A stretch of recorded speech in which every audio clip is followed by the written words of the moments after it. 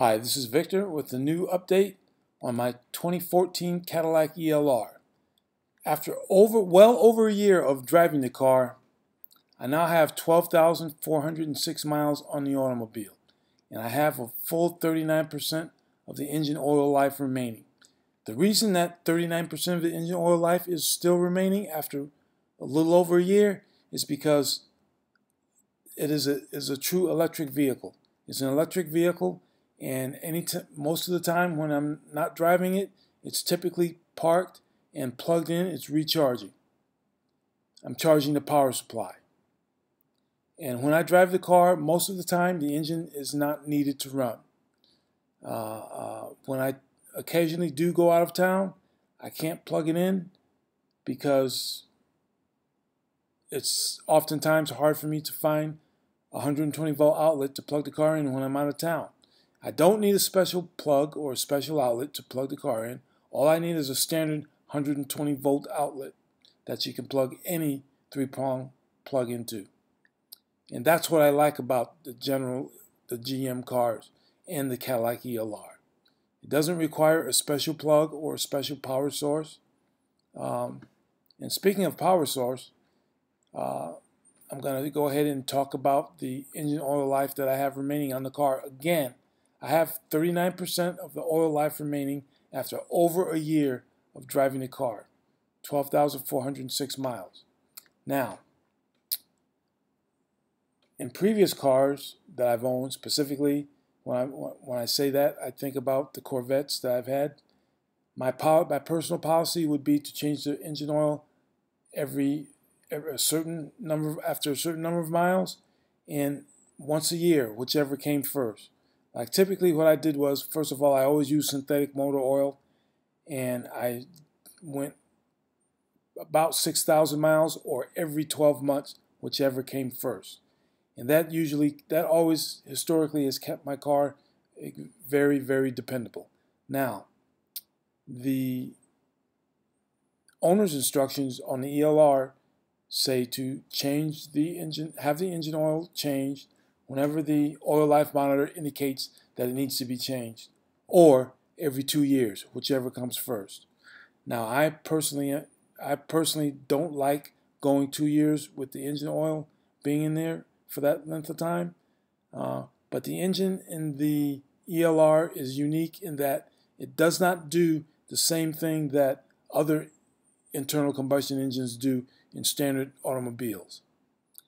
The engine in the ELR is an electricity generator. It generates electricity, and as in true fashion with other electricity generators, it runs at one set speed. It maintains one even speed to generate electricity. Period. That is it.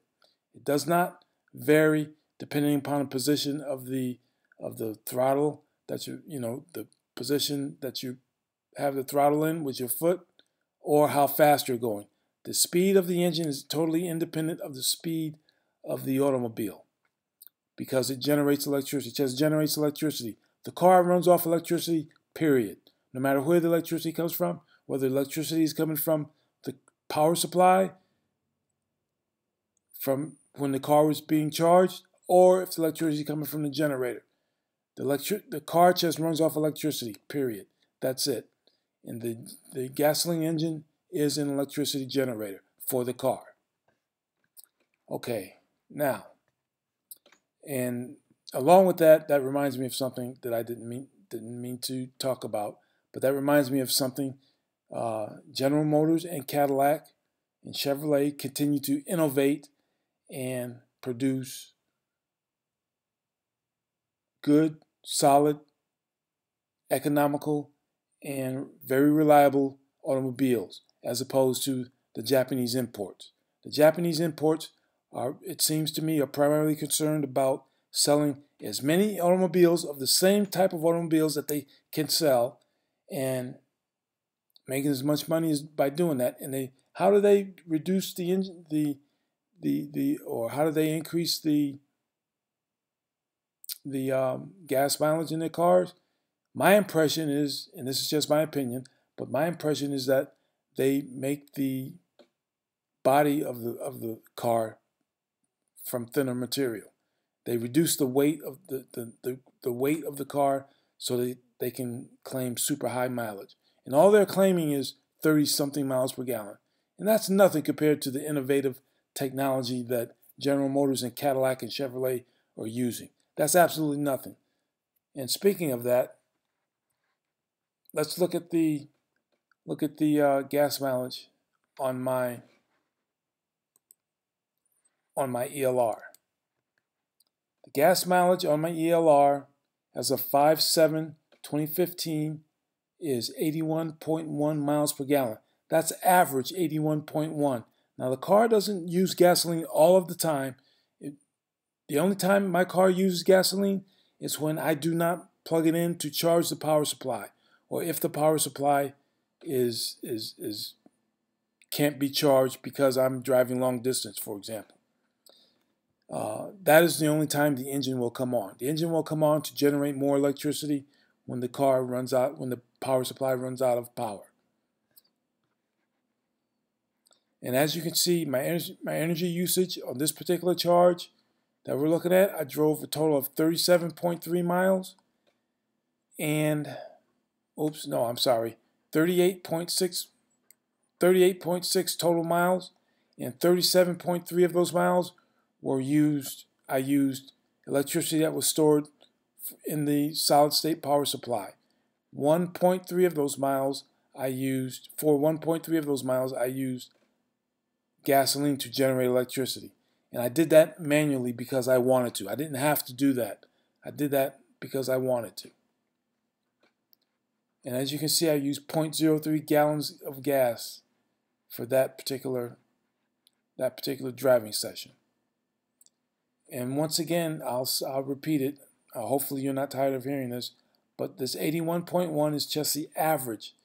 If my car used gasoline over the entire 12,000 miles, that would be the average. This is a calculated average. The computer is examining the total number of miles traveled and the total number of gallons of gasoline used. Based on that calculation, that average is 81.1. And that saves me a lot of money and also reduces maintenance costs because my engine does not run all the time like regular automobiles. A standard automobile would have needed the engine oil changed way before now, because I have over 12,000 miles on the car, and obviously cars their engine oil needs to be changed. And speaking of the engine oil or the engine in the ELR does not go under the strain and stress of a typical automobile engine because it just runs at one speed. You don't have to worry about sudden surges or air-fuel mixture suddenly changing because of how you drive or whatever. No matter how hard I drive, I don't strain the engine at all. I'm driving mostly on electricity. That saves money. It saves my time. I don't have to take the car down for as much maintenance, and it saves the atmosphere. If you're concerned about polluting the atmosphere, you're not spitting out poisonous gases out of your exhaust pipe. If you drive an extended range electric vehicle that's produced by Cadillac or GM. It's a win-win-win situation. Speaking of that, I think Cadillac and or GM should expand the platforms that the extended range electric vehicle is available in. But now, anyway, back to my ELR.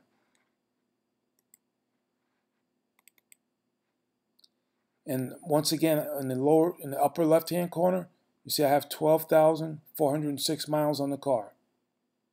I purchased the car in March of 14, and it is now May of 15.